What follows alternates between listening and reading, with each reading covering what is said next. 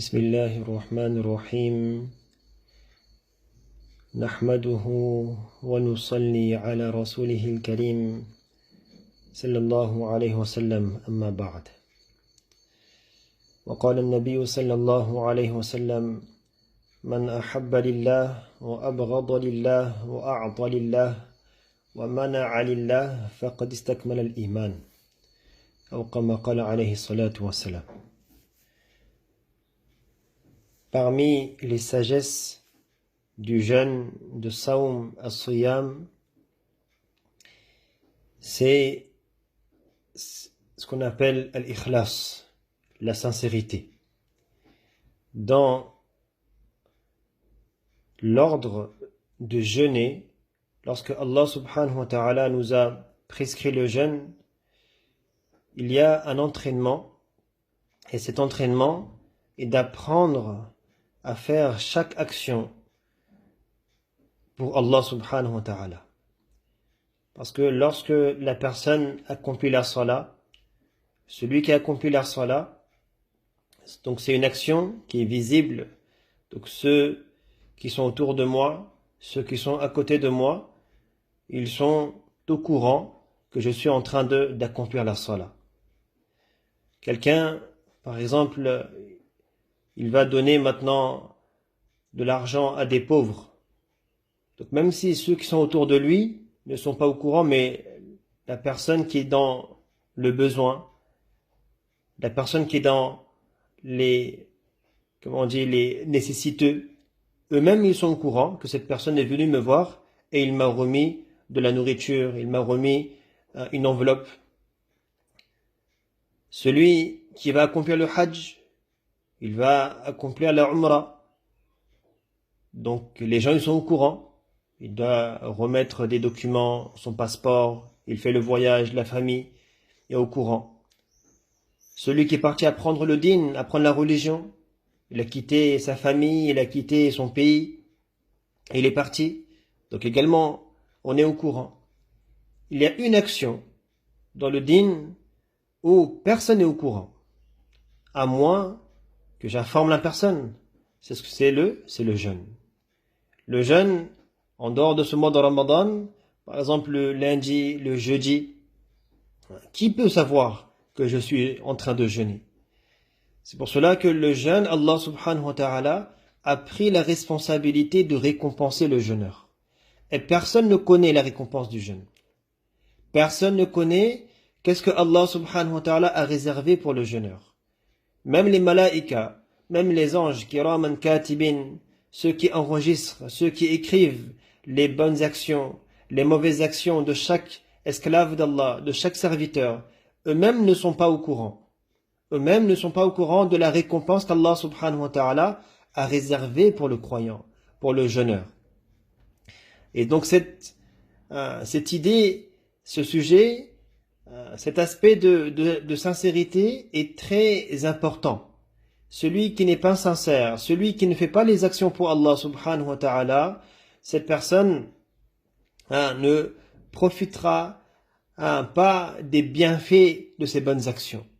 Pour que je puisse revoir mes actions intactes le jour de Qiyamah, le jour de la résurrection, la condition c'est d'être sincère, de faire uniquement pour Allah subhanahu wa ta'ala. C'est pour ça dans le Coran, Allah subhanahu wa ta'ala dit Man ja'a bil hasana falahu ashru bi amthaliha. Celui qui rapporte, celui qui amène al-hasana. C'est pas seulement de faire la bonne action. Faire une bonne action, c'est facile. De la faire, de l'accomplir, de la rendre visible, c'est facile. De lire le Coran, je prends mon Coran, je récite le Coran, c'est facile. De faire 2 rak'ahs de salat, rak'atayn, 2 unités de prière, je prends mes ablutions, je fais ma prière, c'est facile. Mais la difficulté est de préserver l'action. Est-ce que ça a été fait pour Allah subhanahu wa ta'ala? Donc, c'est pour ça que dans beaucoup de livres de hadith, les spécialistes du hadith, comme l'imam Nawawi, rahmatullah alayhi, il a commencé son livre Riyadus Salihin, l'imam al-Bukhari, rahmatullahi alayhi, il a commencé son livre de hadith par ce hadith innamal a'malu binniyat, que les actions ne valent que par leurs intentions. S'il n'y a pas de niya, l'action n'a pas de valeur. L'action n'a pas de valeur chez Allah subhanahu wa ta'ala. Et dans le jeûne, donc c'est cet entraînement. Dans le jeûne, il y a cet entraînement d'apprendre à faire pour Allah, de jeûner pour Allah subhanahu wa ta'ala. Wa ana ajzi bih. Allah dit, je récompense le jeûneur. C'est moi qui récompense le jeûneur. Et c'est pour cela, dans un hadith d'un Nabi sallallahu alayhi wa sallam qui a été rapporté par l'imam Abu Daoud, rahmatullahi alayhi, man ahabba lillah, celui qui aime pour Allah, wa abghada lillah, il déteste pour Allah, wa a'ta lillah, il donne pour Allah, wa mana'a lillah, il retient pour Allah, faqad istakmala al-iman, la foi a été parfait. Cette personne a parfait sa foi. Donc apprendre à donner pour Allah subhanahu wa ta'ala. Je donne pour ma famille, je donne pour Allah, je donne pour mon épouse, je donne pour mes enfants. Je n'attends pas de remerciement.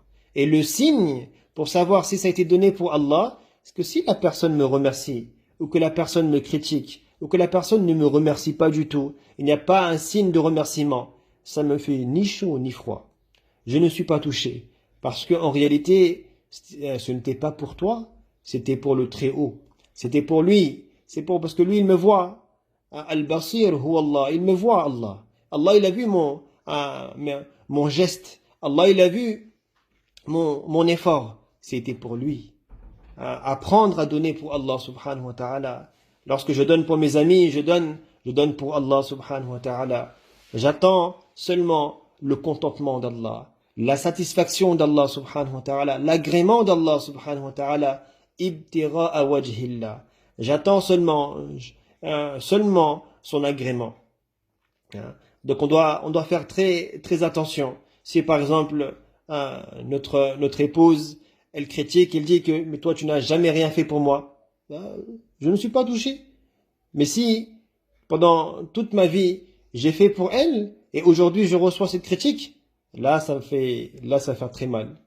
Le cœur ne pourra pas supporter. Et là, maintenant, il va essayer d'argumenter. Il va essayer, mais j'ai fait tant pour toi, j'ai fait ça. Et là, il va commencer à énumérer la liste. Alors qu'en réalité, même pas la peine. Dans tous les cas, Allah subhanahu wa ta'ala alim. Allah, il est savant. Allah, il est l'omniscient. Allah, il connaît parfaitement. Moi, je l'ai fait pour lui. Je vais maintenant accomplir la umrah.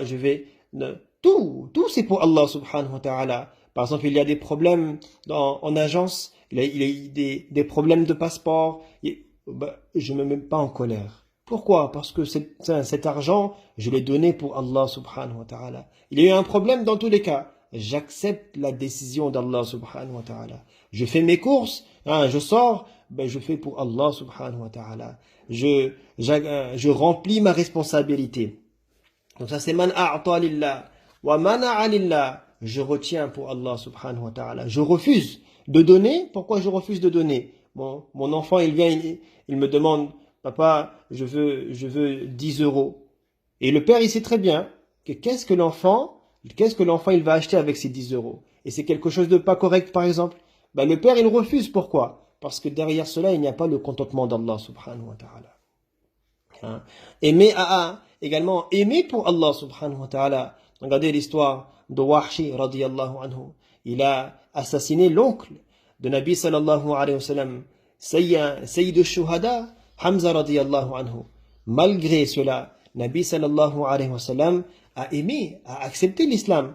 Allah subhanahu wa ta'ala a accepté la conversion de Wahshi radiyallahu anhu. Sauf que Nabi sallallahu alayhi wa sallam lui a demandé de pas se mettre en face de lui pour pas qu'il se rappelle de la mort de son oncle. Mais ça, c'est aimer pour Allah subhanahu wa ta'ala. C'est pas parce que la personne, elle m'a fait un mal que je ne peux plus maintenant l'accepter. Je ne peux plus lui parler. Apprendre à aimer pour Allah. J'aime mon épouse, je l'aime pour Allah. Demain, elle me dit, je t'aime pas. Ce n'est pas grave. Moi, je t'aime pour Allah subhanahu wa ta'ala. Mon enfant, il me dit, ah papa, je t'aime plus. Ah, je dis, ah, tant pis, ah, je t'aime pour Allah subhanahu wa ta'ala. Uhibbuka fillah. Ça le sens de aimer pour Allah subhanahu wa ta'ala. Wa abghada lillah, également détester pour Allah subhanahu wa ta'ala. Mais je me mets en colère, pourquoi? Je me mets en colère, pourquoi? Parce qu'il y a les ordres d'Allah qui ne sont pas respectés. C'est pas pour mon nafs, c'est pas pour moi-même, c'est pour Allah subhanahu wa ta'ala. Et celui qui a ces 4 qualités, de aimer pour Allah, détester pour Allah, donner pour Allah, il retient pour Allah, sa foi est parfaite. Ça c'est la parole de Nabi sallallahu alayhi wa sallam. Donc ça c'est al-ikhlas, la sincérité. Et cette sincérité, c'est pas aussi facile. Et donc à travers ce jeûne, à travers l'entraînement de siyam du jeûne, Allah subhanahu wa ta'ala nous accordera la'allakum tattaqun. Et dans taqwa, il y a cette qualité également de la sincérité, qu'Allah subhanahu wa ta'ala nous inscrive parmi ceux qui sont sincères, parmi ceux qui accomplissent uniquement pour l'agrément d'Allah subhanahu wa ta'ala. Nous vivons dans ce monde un seul but. Comment contenter Allah? En dehors de cela, je n'ai pas d'autre objectif. Qu'Allah nous fasse comprendre, incha'Allah. Wa akhiru da'wana anil hamdulillahi rabbil alamin.